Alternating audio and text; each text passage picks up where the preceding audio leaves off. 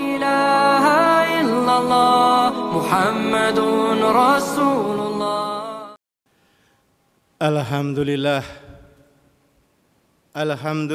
nahmaduhu wa nasta'inuhu wa nastaghfiruh wa na'udzu billahi min sururi anfusina wa min sayyiati a'malina. May yahdihillahu fala mudilla lahu wa may yudlilhu fala hadiyallah. Asyhadu an la ilaha illallah wahdahu la syarika lah wa asyhadu anna Muhammadan abduhu wa rasuluhu la nabiyya ba'da. Allahumma sholli wa sallim ala Muhammad wa ala alihi wa ashabihi ajmain. Amma ba'd. Ya masyarul muslimin rahimakumullah. Ittaqullah haqqa tuqatih wa la tamutunna illa wa antum muslimun. Wa qala Allah ta'ala bi kitabil karim, a'udzu billahi minasyaitonir rajim. Bismillahirrahmanirrahim. Inna akramakum indallahi atqakum. Wa qala Allah ta'ala bi kitabil alim, a'udzu billahi minasyaitonir rajim. Bismillahirrahmanirrahim. Wal asri innal insana lafi khusrin illa illalladzina amanu wa amilus solihati wattawasaw bil haqq wattawasaw bis sabr. Sadaqallahul azim. Jamaah rahimakumullah, pertama-tama marilah kita tidak jemu-jemunya dan tidak bosan-bosannya selalu memanjatkan puja dan puji syukur kita ke hadirat Allah Subhanahu wa taala. Kita bersyukur atas segala limpahan nikmat, rahmat, taufik, hidayah, inayah serta berbagai kenikmatan yang Allah telah limpahkan, curahkan kepada kita semua hingga detik ini. Nikmat iman, nikmat Islam, nikmat kesempatan, nikmat kesehatan dan masih banyak lagi yang tentu kita tidak akan pernah mampu menghitung-hitungnya. Salawat dan salam semoga selalu tercurahkan, terlimpahkan kepada junjungan kita Nabi Agung Muhammad SAW, kepada para keluarga, kepada para sahabat serta pengikut-pengikut setianya hingga di akhir zaman. Jamaah rahimakumullah, pada kesempatan khutbah kali ini saya tentu ingin mengingatkan kepada diri sendiri dan kita semua agar senantiasa mempertebal keimanan dan ketakwaan kita kepada Allah Subhanahu wa taala. Seringkali diulangi bahwa hanya ketakwaanlah yang dapat menjamin ketentraman hidup kita selama di dunia. Keimanan dan ketakwaan pula yang menjadikan kita merasa layak berharap rahmat Allah baik di dunia maupun di akhirat. Maka marilah kita semakin mendekatkan diri kepada Allah Subhanahu wa taala agar jalan hidup kita senantiasa diberkahi dan diridhoi Allah Subhanahu wa taala. Jika kita senantiasa meningkatkan ketakwaan, tentu jalan hidup kita menjadi lebih mudah, lebih nyaman dan lebih teratur dan berkesinambungan. Dalam bermasyarakat tentu kita menginginkan keteraturan dalam berbagai bentuk kebaikan, tidak terkecuali kesinambungan dalam kebaikan dan ketakwaan melalui tumbuhnya generasi-generasi penerus perjuangan dan dakwah Islamiyah. Maka dengan demikian tentu kita menginginkan turut berperan serta dalam melanjutkan estafet perjuangan tegaknya dinul Islam ini dengan melahirkan, membesarkan dan mempersiapkan anak-anak kita, generasi penerus yang cerdas, kuat dan sehat, berintegritas serta soleh dan soleha. Jamaah rahimakumullah, Allah Subhanahu wa taala berfirman dalam surat An-Nisa ayat 9. A'udzu billahi minasyaitonir rajim. Bismillahirrahmanirrahim. Wal yahsal ladina law taraku min khalfihim dzurriyyatan dhi'afan khafu 'alaihim falyattaqullaha wal yaqulu qaulan sadida. Artinya, dan hendaklah takut kepada Allah orang-orang yang sekiranya mereka meninggalkan keturunan yang lemah di belakang mereka, yang mereka khawatir terhadap kesejahteraannya. Oleh sebab itu, hendaklah mereka bertakwa kepada Allah dan hendaklah mereka berbicara dengan tutur kata yang benar.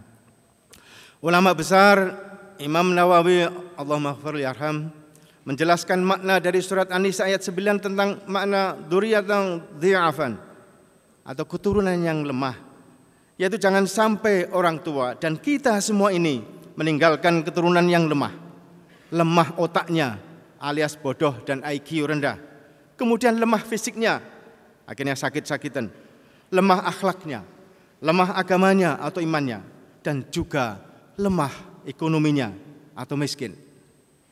Peringatan yang disampaikan Allah Subhanahu wa taala dalam surat An-Nisa ayat 9 ini sangatlah relevan dan nampaknya sangat sesuai dengan kondisi kita saat ini di masyarakat kita.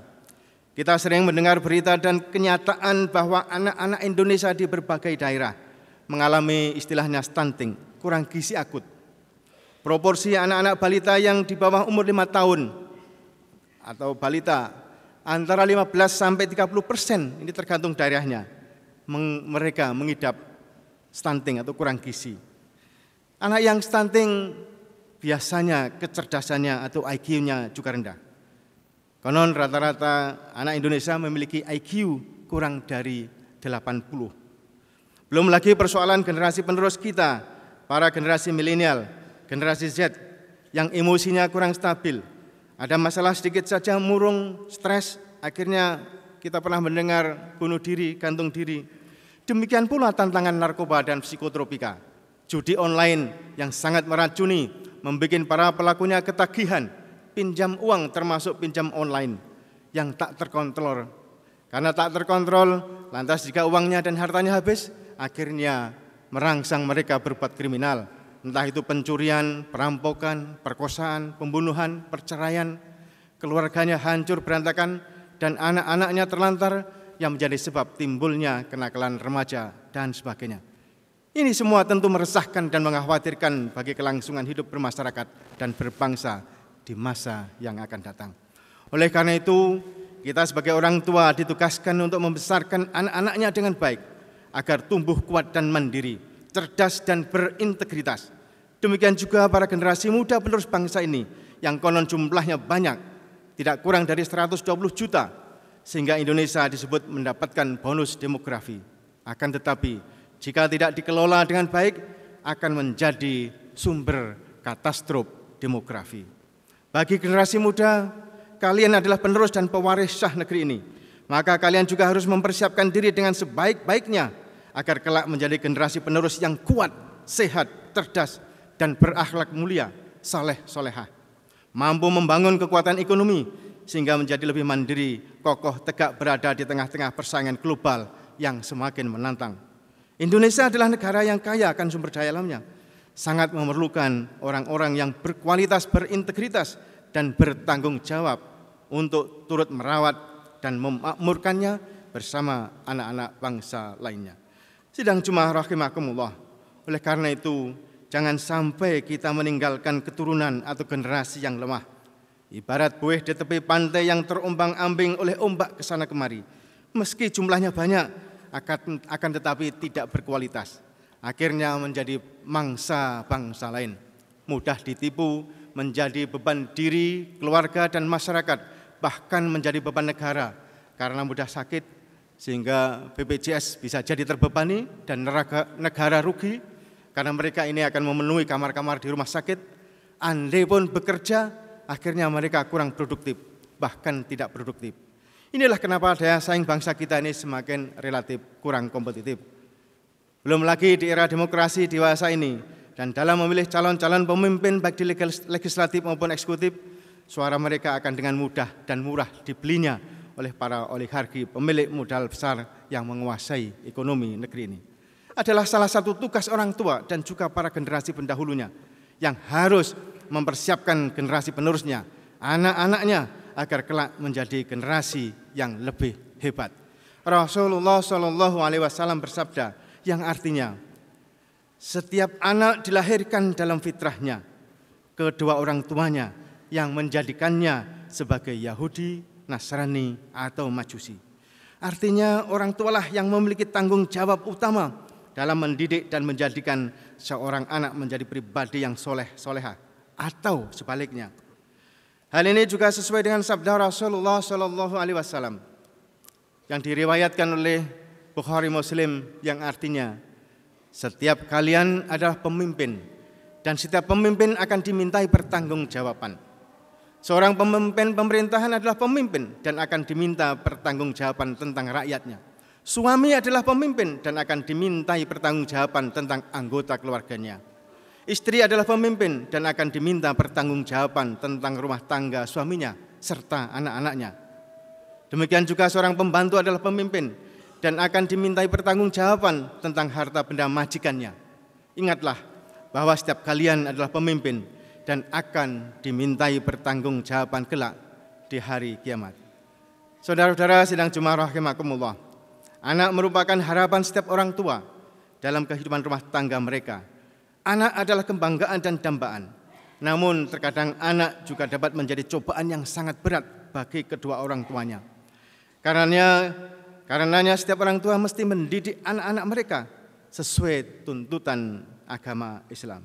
Anak-anak yang dididik dengan tuntutan Islam, dengan tuntunan Islam, diharapkan menjadi anak-anak yang soleh, berbakti dan berguna bagi bangsa, negara, masyarakat, dan agamanya. Tentu saja orang tuanya adalah mereka yang pertama kali akan memetik buah dari kesalehan anak-anaknya. Allah Subhanahu wa taala berfirman, A'udzubillahi minasyaitonirrajim. Bismillahirrahmanirrahim. Walladzina yaquluna rabbana hab lana min azwajina wa dzurriyyatina qurrata a'yun waj'alna lil muttaqina imama. Dan orang-orang yang berkata, ya Tuhan kami, anugerahkanlah kepada kami istri-istri kami dan keturunan kami sebagai penyenang hati kami, dan jadikanlah kami imam bagi orang-orang yang bertakwa. Surat Al-Furqan ayat 74. Hadirin sidang Jumat rahimakumullah. Hal penting terakhir yang ingin saya sampaikan kepada saudara-saudara sekalian adalah tentang bekal. Bekal utama bagi generasi muda, generasi penerus kita. Jangan lupa pendidikan, keteladanan, dan tentu ketakwaan. Sebagaimana perkataan Abdullah bin Umar radhiyallahu anhu, didiklah anakmu karena kamu akan ditanya tentang tanggung jawabmu. Apakah sudah kamu ajari anakmu? Apakah sudah kamu didik anakmu? Dan kamu akan ditanya kebaikanmu kepadanya dan ketaatan anakmu kepadamu. Kita harus memberikan bekal ketakwaan yang cukup kepada mereka, apapun profesi yang menjadi pilihan mereka kelak. Karena tanpa ketakwaan, mustahil mereka dapat menjadi generasi penerus, generasi muslim yang dapat diandalkan dan ditunggu peran sertanya dalam pembangunan bangsa dan umat manusia. Sebagaimana firman Allah Subhanahu wa taala surat Al-Baqarah ayat 197. Wattazawwaddu fa inna khairuz zadi taqwa wattaquni ya ulil albab. Artinya berbekalah, sesungguhnya sebaik-baik bekal adalah takwa, dan bertakwalah kepadaku hai orang-orang yang berakal.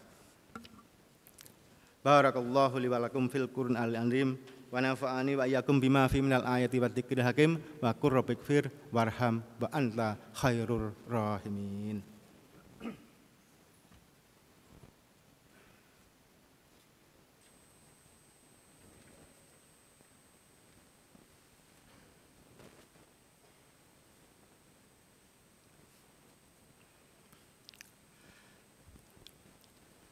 Innal hamdulillah hadana li hadza wa ma kunna linahtadi ya laula an hadanallah asyhadu an la ilaha illallah wahdahu la syarika lah wa asyhadu anna muhammadan abduhu wa rasuluhu la nabiyya ba'da.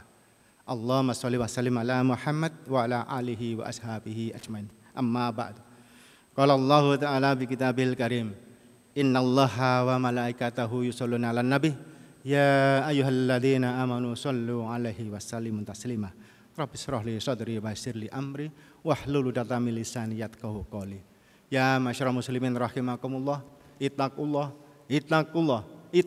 haqqa tuqatih wa la tamutunna illa wa antum muslimun. Sidang Jumat rahimakumullah, marilah kita akhiri khutbah ini dengan memanjatkan doa kepada Allah Subhanahu wa taala. Mudah-mudahan kita diberikan ketetapan, kekuatan iman dan ketakwaan kita mampu membimbing generasi-generasi penerus anak-anak kita menjadi anak-anak yang lebih kuat, lebih sehat, lebih cerdas, kuat di berbagai bidang termasuk keimanan dan ketakwaannya. Itulah bekal yang harus mereka dapatkan dari para generasi pendahulunya.